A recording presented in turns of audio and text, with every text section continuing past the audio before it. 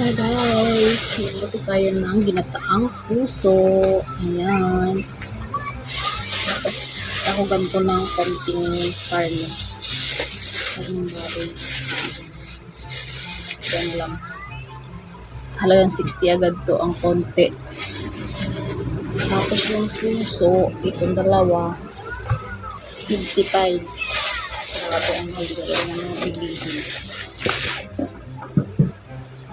Yan ko muna siya sa tubig na may asin. Bababad ko siya. Hiwain ko lang siya ng maliliit.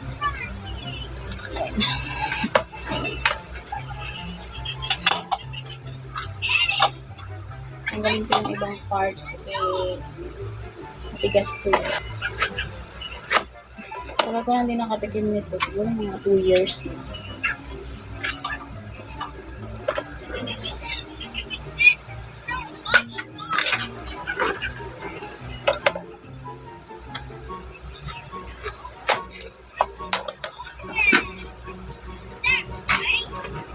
Okay na po. Yun lang itong siwa na maliliit. Yung mama ko, masarap magluto nito. Ang puso. Sinasawgan niya minsan ng laing, bilis.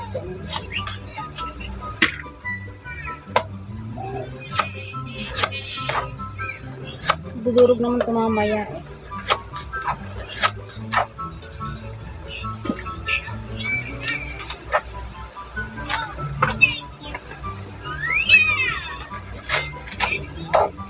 How?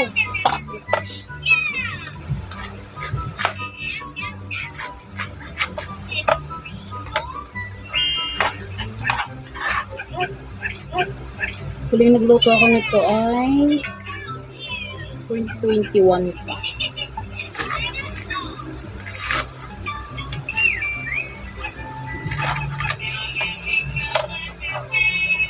Na sobrang namiss ko ang puso.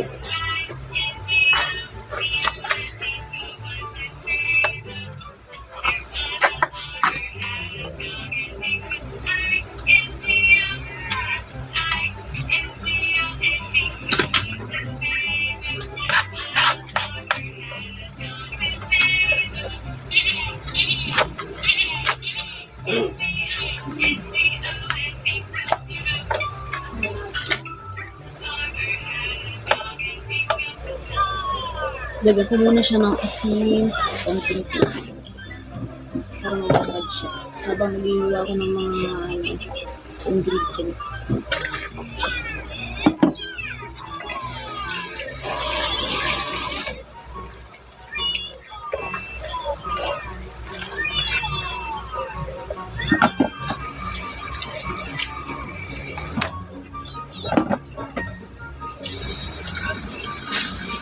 Iwain na natin ang mga ingredients na itong baboy.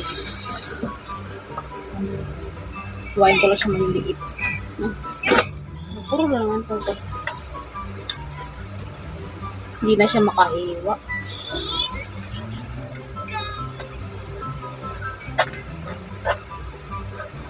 Yan, ganyan lang hiwa ko.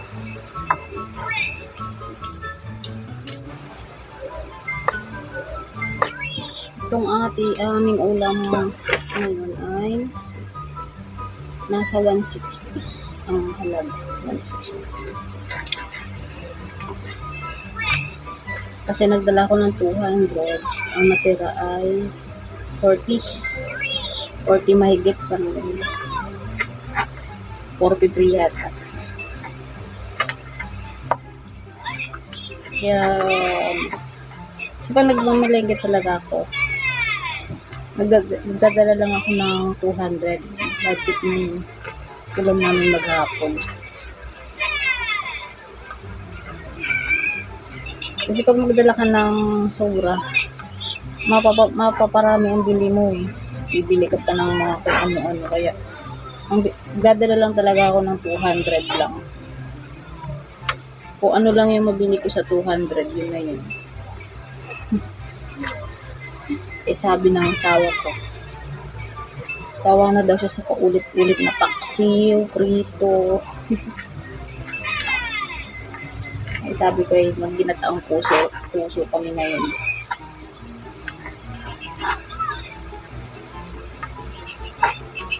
Ang aking mga luto ay ano naman kay ano lang walang ano nito. Ito naman sinasabi na magaling ako magluto. Lutong pansyam lang to. Kasi di naman talaga ako marunong talaga magluto. Tinitingnan ko lang siya sa minsan sa YouTube. Ganun. Tapos, kaya si mama, pag naluluto siya, yung tinitingnan ko.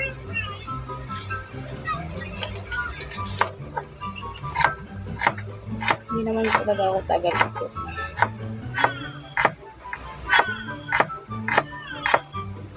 Pero minsan, natsambahan din na okay sa lasa, gano'n. Natsambahan din naman. Pero may time kasi talaga na lalo na sa adobo. Napapaalat yung aking timpla. Hindi ko siya matansya. Isa naman matabang.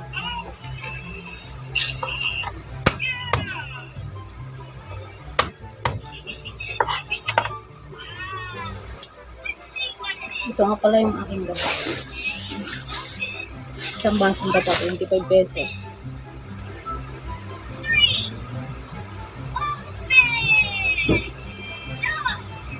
Kung sa probinsya, anli ka maggata, dito hindi.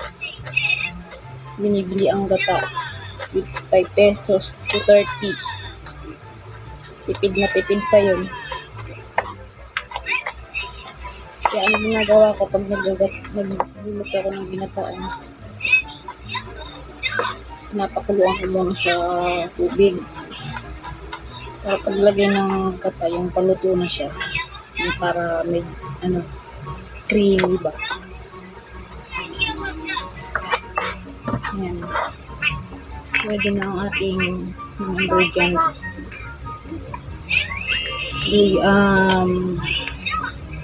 Bawang, sibuyas at saka yung karne. Talagang ito ng mag-extra. Luto muna ako habang nalilibang kasi baby sa panonood.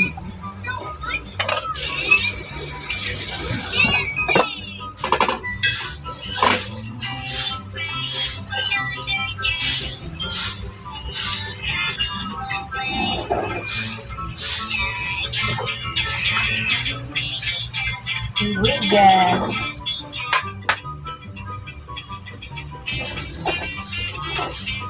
Ang ating puso.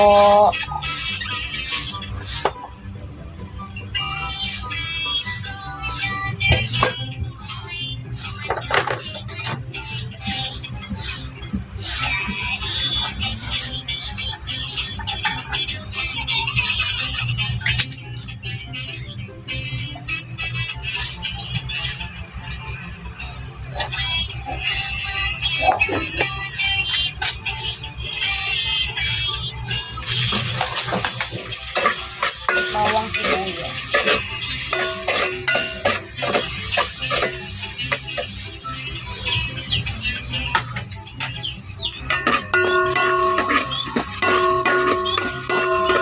Pagawin natin konti. Ang talaga ng sibuyas and bawang. Pag niluluto sa mantika. Alam nyo ba, pagka naglilihi ako, ito yung pinaka-ayaw kong amoy, yung mga ginisa.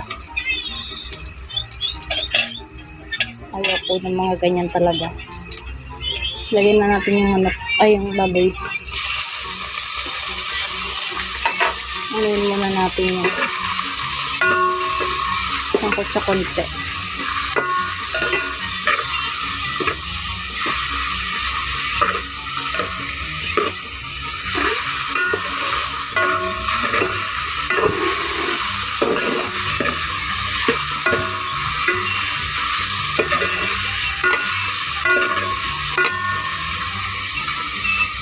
Lagyan natin ng paminta.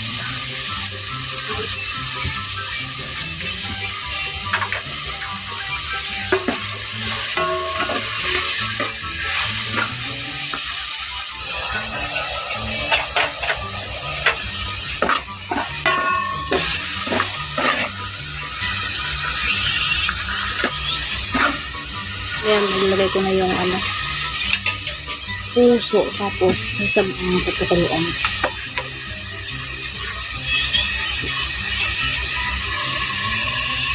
Ito nga pala guys ay piniga ko siya kanina. Pagkatapos ko siyang bumiga ko. Ang dagta.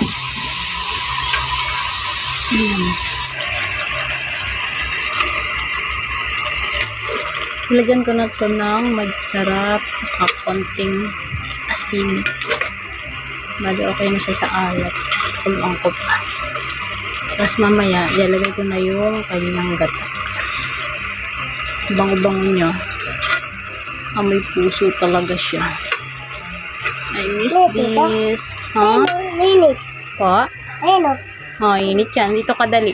Doon ka. Ulo Ka dito. ito. Opo. Init yan. Opo. Ulo ito. Oo, opo. Init yan. Kuluan ko pa. Sarap niya. Oh my God. Mapaparami na naman ang aking kain. Kain. Love you. Sartek. Picture.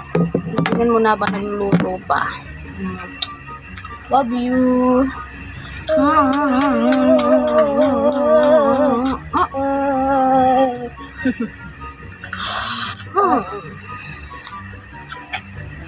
Oh. Kiss mo na si Mami. Kiss mama, aray. Kiss mo na si Mama.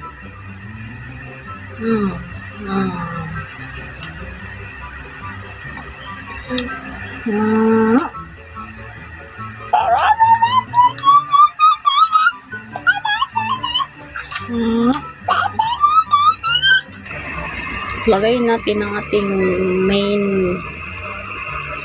main ingredients. Dagata. Ha? Ano yan? Dito. Gata. Bakta. Diyan na lagay. Oh, wag yan. Nalagyan ko na siya. Dito. Dito ka. Yan.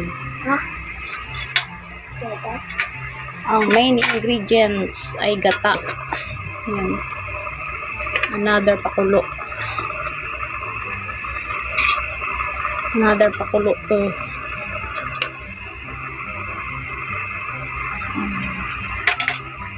The main ingredient is gata. Wow.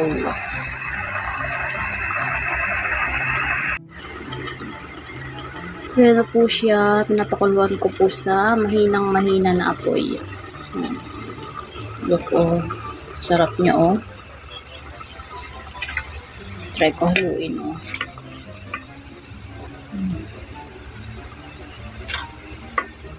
Yummy.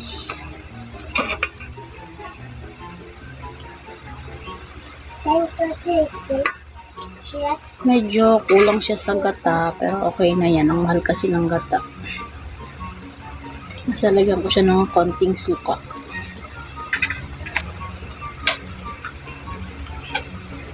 Tapos hayaan ko lang siyang nakabukas.